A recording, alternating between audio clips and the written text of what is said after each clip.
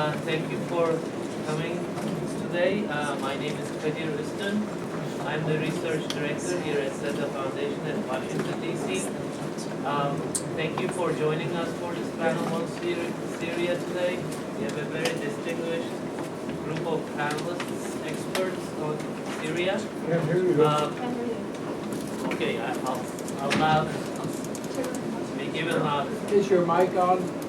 No, unfortunately. That mic doesn't work. Yeah, but the other ones do. You have to get a new one. Designed that to be on. Thank you for joining us again in this panel on Syria. We have a very distinguished group of panelists and experts on different aspects of this issue. We have Stephen Heydemann from USIP.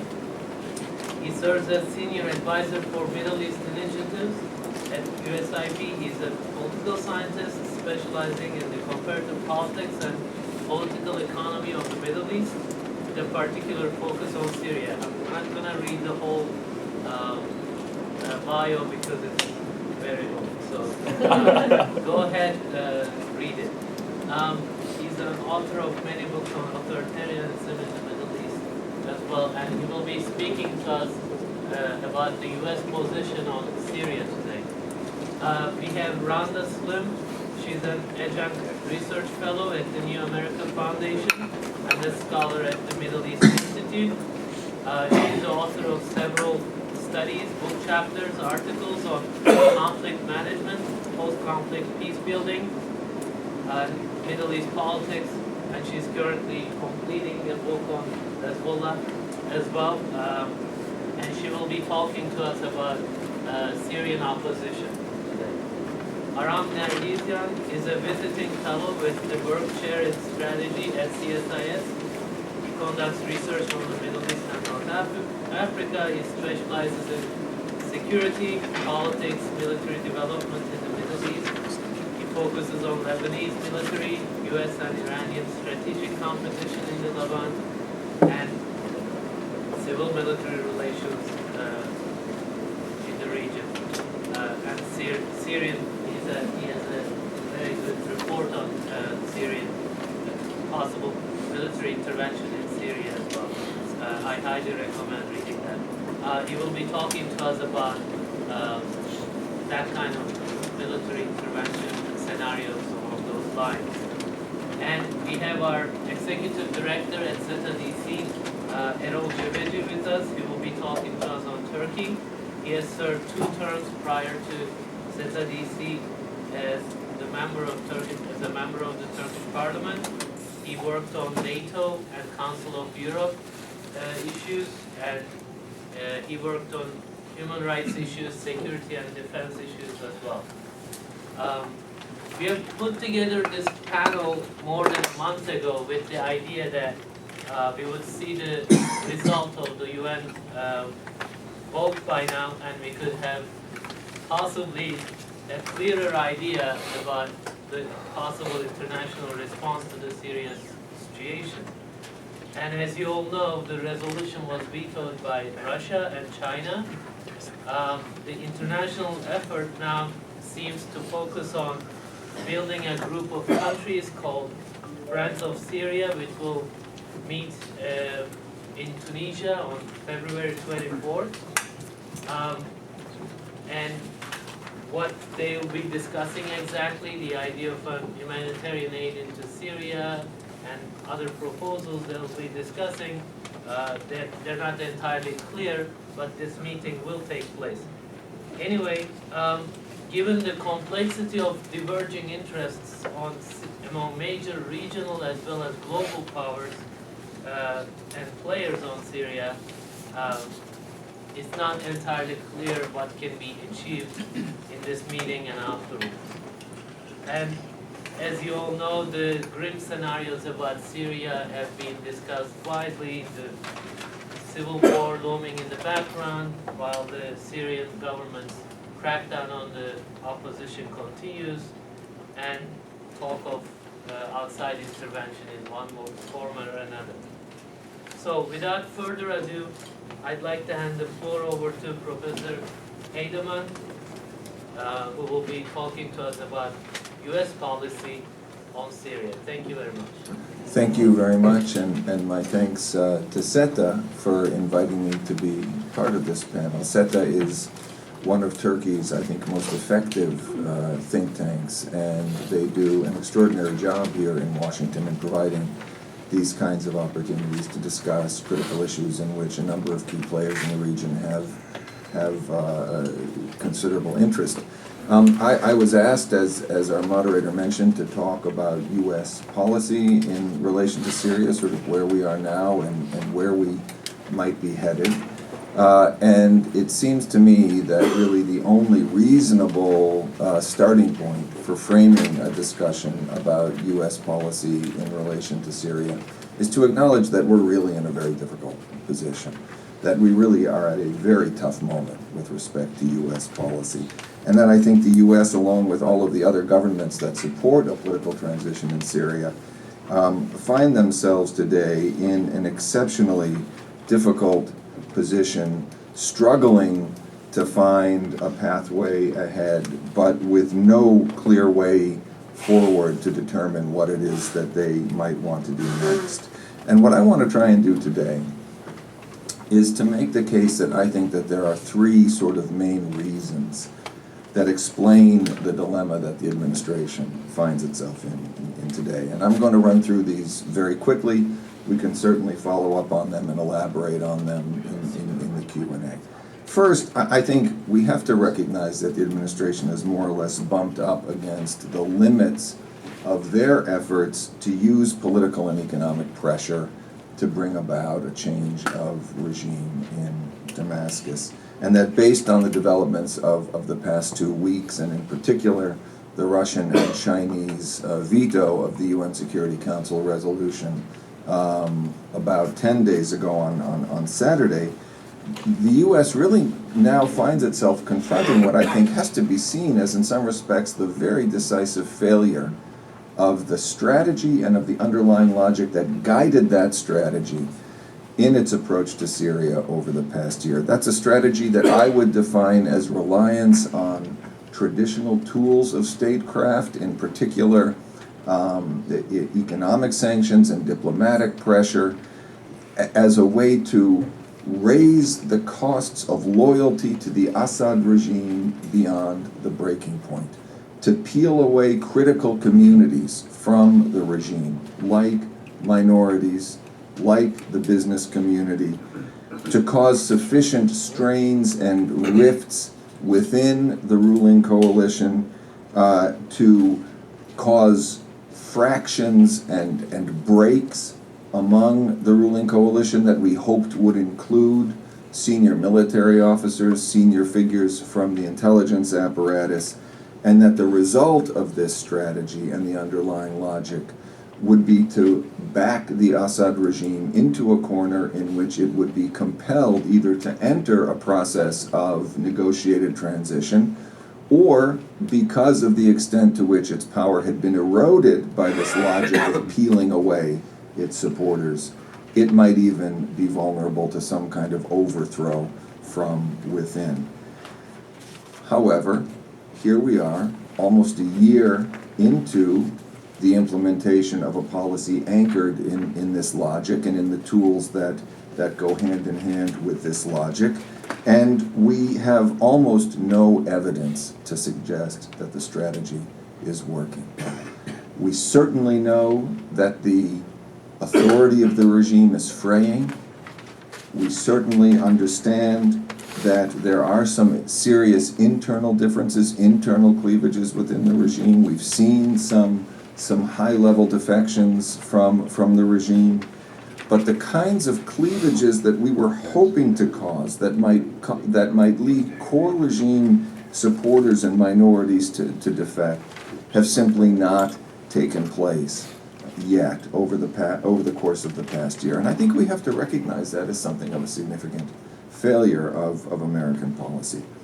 Moreover, and this is the second reason why I think the administration finds itself today struggling with how to move forward on Syria. The administration, together with its partners in dealing with Syria, also seem to feel that despite the relatively few indicators of success that we've seen from the current policy to date, that there are no real viable alternatives to that policy. It is true that the veto of the UN resolution, together with the escalation of violence on the ground, as we've seen now 13 days of intense attacks on Homs, brutal attacks on Zabadani and other places, this has kind of breathed new life into arguments about military intervention, and I would expect that debates about the merits of intervention will continue and maybe even intensify as long as it seems that the political track is blocked, as long as the escalation of violence on the ground continues.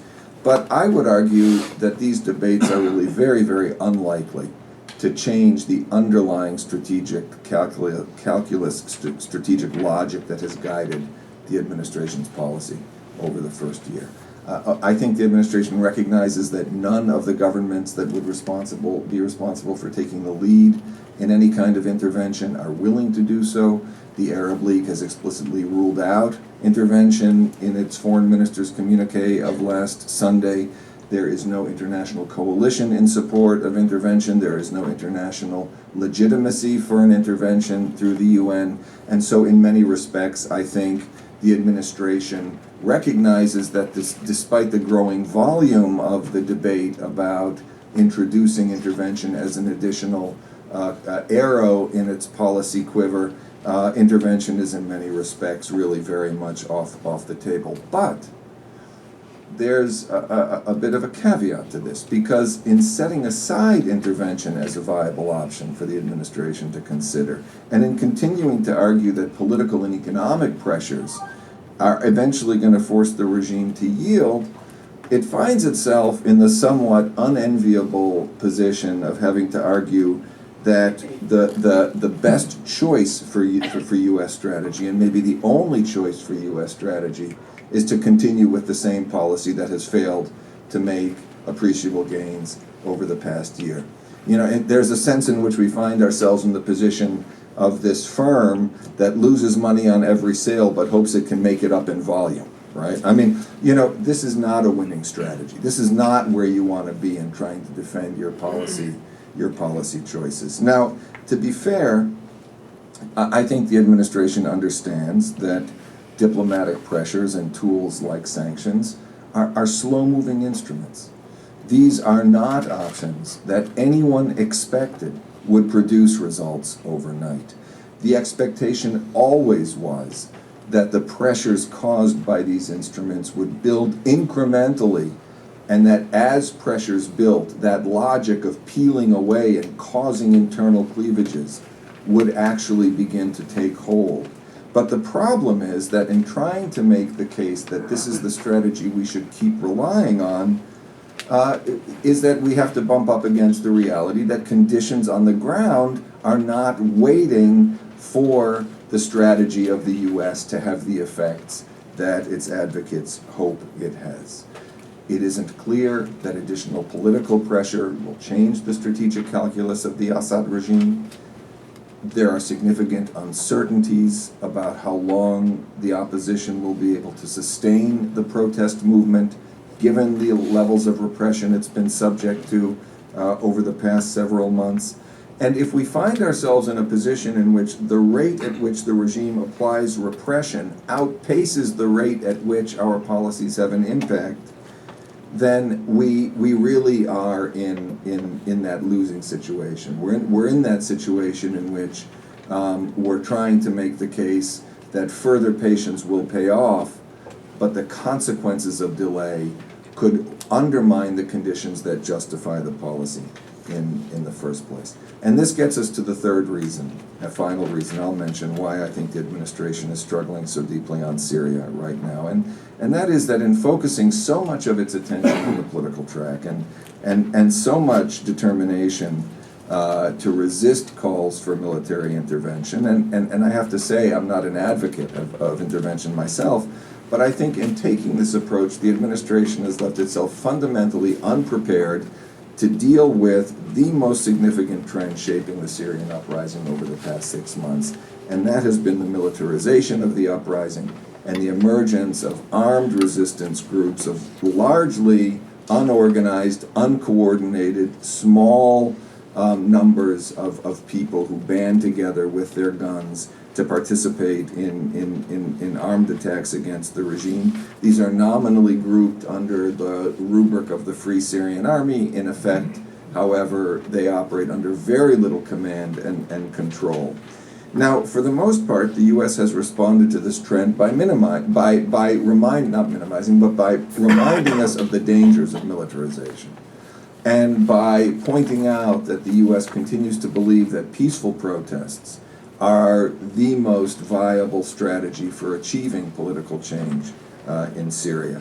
But as militarization deepens, as militarization expands, for obvious reasons, given what we've seen happening on the ground in Syria, I think the costs of not having some kind of strategy for effectively managing militarization, for effectively building a political approach that includes deeper multilateral engagement with the political opposition, as the Arab League called for last Sunday, around a coordinated program to manage and train and perhaps even equip the armed resistance and to build its operational capacity and its command and control structures, but to do so in a way that ensures that they are operating under the authority of a civilian opposition, and doing so in a way that seems to offer at least some possibilities for managing flows of weapons into Syria.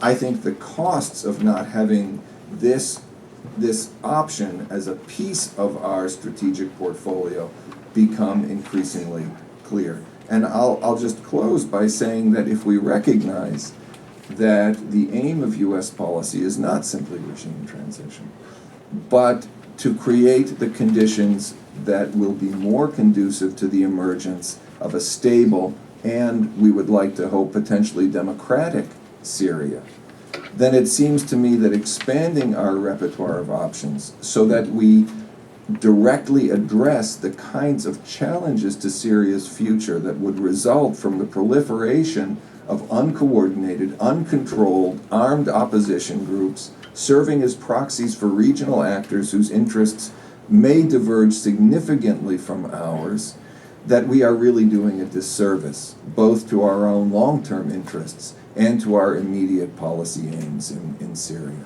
And I will leave it at that and turn things over to Randa. Thank you, Stephen. Thank you, SETA, for hosting this timely event and for your invitation, and thank you, Kadir, for your introduction. I was tasked with the responsibility to talk about the Syrian opposition, the state of the Syrian opposition, and what should be done to bring a united voice for the Syrian opposition. And I'm going to build on what Stephen has said, which I wholeheartedly agree with, on the need to manage the ongoing militarization, which has been, which we have started to witness in Syria for some time now.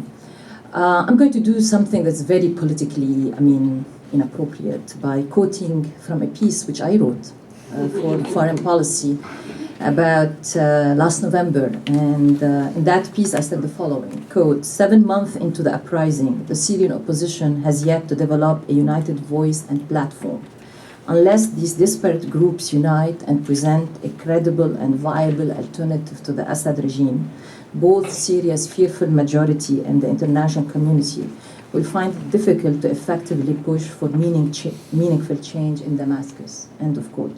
Well, 4 months later, this statement partially holds true. The Syrian opposition has yet to develop a united voice and a united leadership. And as a result, partly as a result of that, Assad still enjoys a significant base of support, partly because the Syrians feel there is no credible alternative to Assad. Last Sunday, the Arab League called on the Syrian opposition to unify its rank. And one senior Arab diplomat explained the reluctance to date of the Arab League to recognize the SNC as the sole and legitimate representative of the Syrian people by saying the following, quote, the main problem of the Syrian opposition is that it is still scattered. They don't have a united leadership or a single voice, end of quote. Now, with this prospect of arming this opposition going forward, especially if the Arab League were to decide with providing what it calls all kinds of political and material support, a very loose terminology that can open the door for all kinds of support, including military. So arming a fragmented opposition, which includes several rebel factions, as Stephen well pointed out, which lack a central command, will push Syria into a sectarian civil war with severe consequences for regional stability, especially for neighboring countries, Iraq, Lebanon, and Turkey. Now, the SNC, the Syrian National Council, has tried at pulling together the various political factions in the opposition under its umbrella. To date, it has failed at this task. It has also failed in bringing the growing Free Syrian Army under its command. It has failed in its outreach efforts to minority groups, namely Alawites, Christians, and Kurds. Now, we can spend a whole day explaining why, in my opinion, the SNC has failed as these tasks, which are essential to positioning it eventually as the political leader of the revolution, akin to what happened in Libya with the National Transitional Council.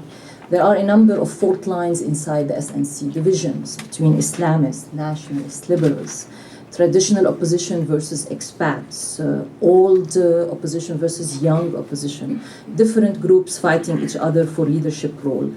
There was an agreement or an attempt at drafting an agreement between the two poles of the political opposition, the SNC and the NCB or NCC, the National Coordinating Board for Democratic Change. Eventually, the senior leadership of the SNC was forced by the young activists to walk away from it.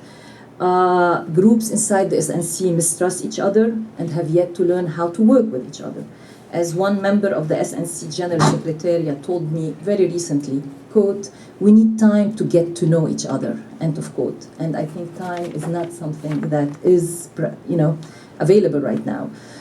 Inside the SNC, the Islamists, the MB, the Muslim Brotherhood, represent the most organized group with the longest track record of political activism against the Syrian regime. They are mistrusted by the liberal secular wings of the SNC. They are mistrusted by the Kurds because of their close association with the Turks. They are mistrusted by the Christians because the latter fear that an Islamist-dominated Syria will not be as friendly as to its Christian as is the case in Egypt and has been the case in Iraq. They are mistrusted by Sunni urban elites, many of whom are secular, who are afraid that an Islamist regime will usher in an era of social conservatism that will destroy the style of life they have grown accustomed to. The business community inside Syria looks at the state of disarray inside the SNC and are worried about instability and chaos post-Assad. They don't see in the SNC a credible alternative to Assad. At their last meeting in Tunis, the SNC established an infrastructure consisting of various bureaus dealing with different activity streams, from media bureau to international affairs to humanitarian assistance to outreach to minorities, military affairs, economic affairs. Today, most of these bureaus remain paper entities. Some of the obstacle lies in lack of funds. Some is logistical. The members of the committee reside in different countries. They cannot meet face to face. And some of it, to be very honest, is poor teamwork skills. But a more serious weakness facing the SNC leadership and membership, in my opinion, is that it remains a foreign entity to a majority of the Syrian population inside Syria. Wherever I meet Syrian businessmen, especially businessmen in Lebanon, even people who are sympathetic to the protest movement, when I ask them about the SNC, their first reply is, who are these people? There is this perception of an expat-dominated SNC, a foreign group that lacks authenticity. The word that's often used to refer to it is political opportunist. The NCB or the NCC does not fare better in popular perception. It has been discredited in the eyes of the youth activists who, in my opinion, remain the true heroes of this revolution.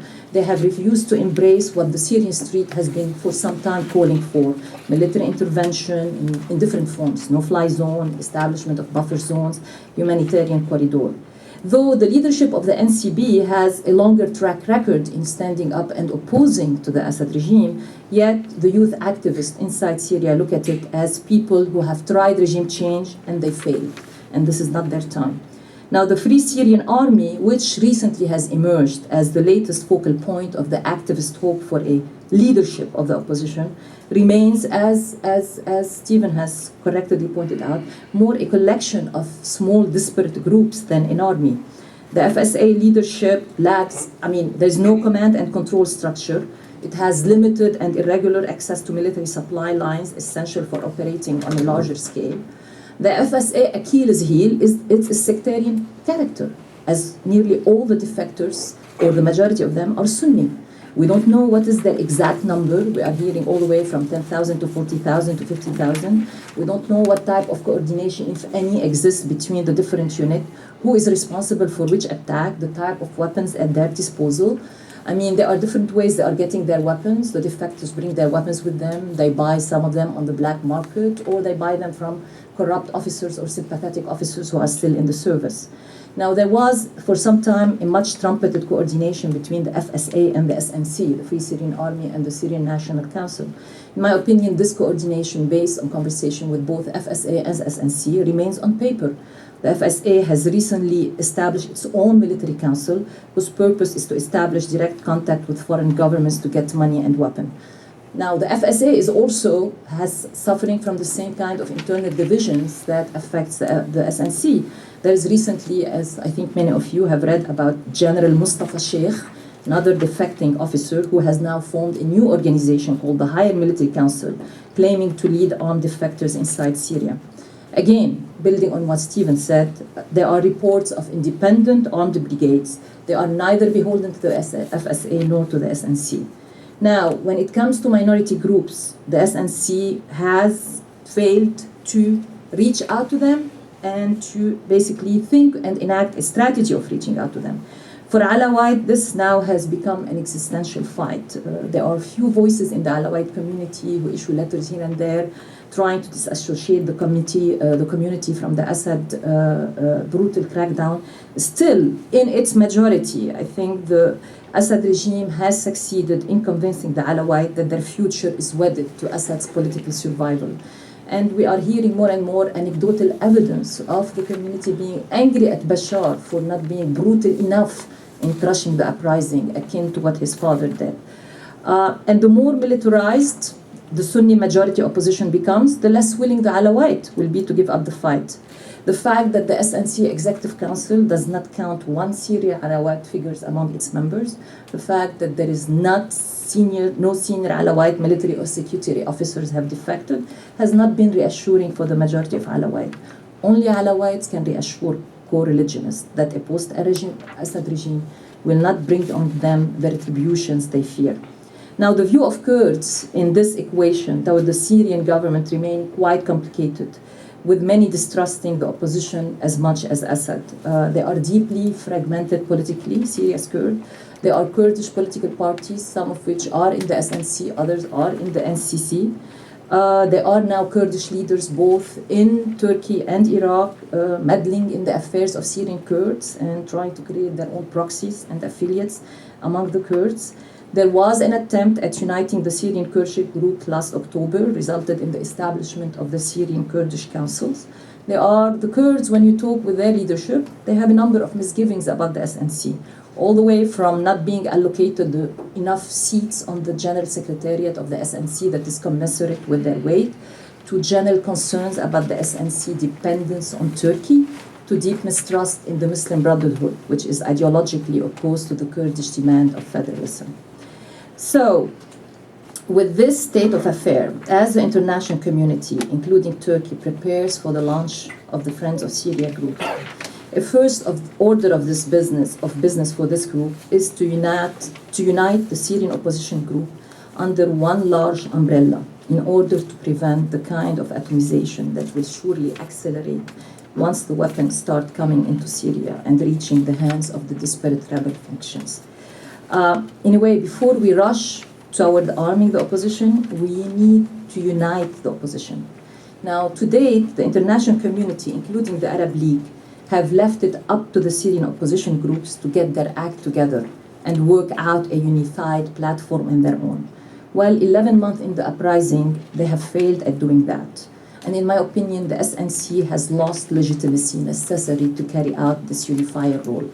It's time to move beyond the SNC and work toward forming a larger opposition council, a network of networks, if we can call it this way, which would include the SNC among others, the FSA, the NCB, the grassroots activists, civil society groups, leading dissidents in the Alawite community, Kurdish political parties that have embraced regime change, businessmen and leaders in the Christian community.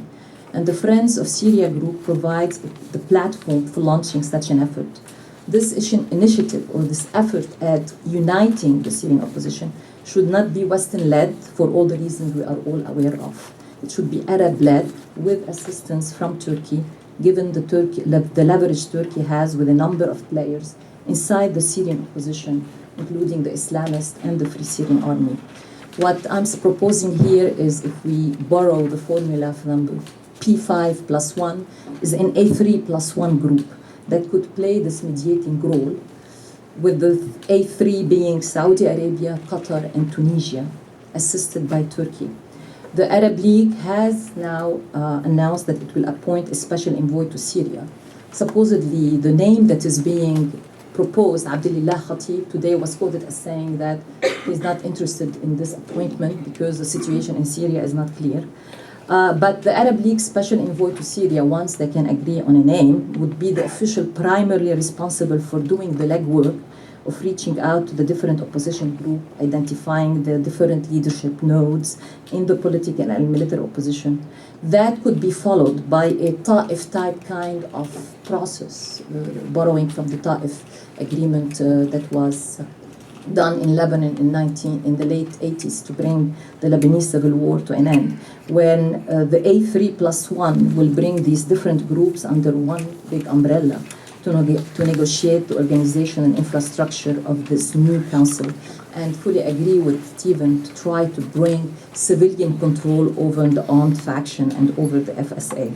Now, the incentives, why would the different Syrian groups in the opposition agree to this, is the proposed assistance that the Arab League has said it's ready to basically give to the opposition in its last resolution. By conditioning this assistance by the Arab League on having this council put together, I think we have now this small window of opportunity where we can make this happen and unite what has so far proven to be a fragmented opposition. Thank you.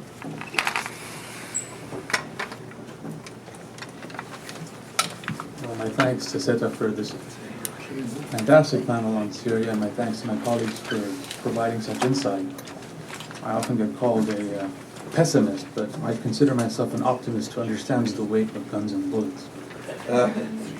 Now, there's been a lot of talk over the last few months about the prospects of any kind of military intervention in Syria. This has ranged from discussions of so-called humanitarian corridors, creating zones for mobility and relief for the opposition, for average Syrians, all the way through to direct intervention, not unlike that seen in Libya.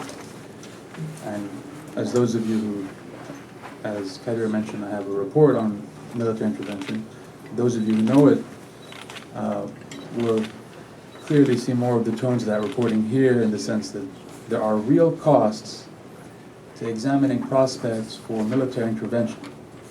And we also need to remember that when we talk about things like humanitarian corridors, that is misinformed language which hides the reality that it entails suppression of Syrian air defenses, potential fatalities in the thousands, and a military operation that would eclipse anything like the Libya operation in terms of scale and scope and cost at a time of deep austerity. But before any discussion of the wild cards, it's critical to look at what the factors are in terms of Syria's military and its defensive capability. Now, first and foremost, a year of unrest has not changed the reality that Syria has one of the most sophisticated regional air defense networks. It is aging by Western standards. There are countermeasures to some of the more advanced systems. Long-range weapons like the SA-2, 3, and 5, which are in bundled static positions across the country in key areas, are more geared towards managing a threat from Israel than a threat from a foreign intervention, either by sea or by land. That being said, they do present a credible risk. They complicate any planning on any kind of effort that has to do with intervention. And they are still a real risk to regional militaries and regional air forces. That includes Arab and non-Arab militaries like Turkey, which are sophisticated but don't have the experience in managing and competing with an air defense network, that have engaged in very limited combat operations.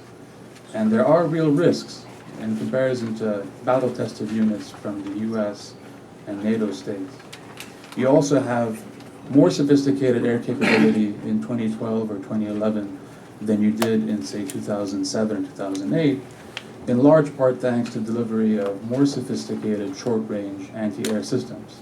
Again, any kind of intervention in Syria is unlikely to have any effect and is inconceivable without some kind of a structure that focuses on eliminating air defense structures. Now, systems like the Pantsir S-1, which are mobile, which are advanced, which are cutting edge by 21st century standards, present a real risk to helicopter incursions, present a real risk to low-level flying aircraft. And despite the instability, the Syrians have maintained a level of readiness that is difficult to qualify. We can't ascribe a lot of the analysis on dwindling morale on the level of readiness of Syrian air defenses. There are continued reports of Russian advisory roles in terms of supporting the structure. So this risk remains viable. And this also translates over to the Air Force. Yes, Syria has an aging Air Force with a mix of obsolescent and modern equipment, again, geared towards managing threats from Israel. But there is real capability there from a regional standpoint. And these aircraft can also be armed with some of Syria's chemical and biological systems, which complicates the risks further. And I'll get back to the proliferation question later on. A lot of these facilities, like air defense structures, air bases, are located close to urban centers. In some cases, proximity is a real issue, and there are risks of heightened mortality rates among civilians that even advanced targets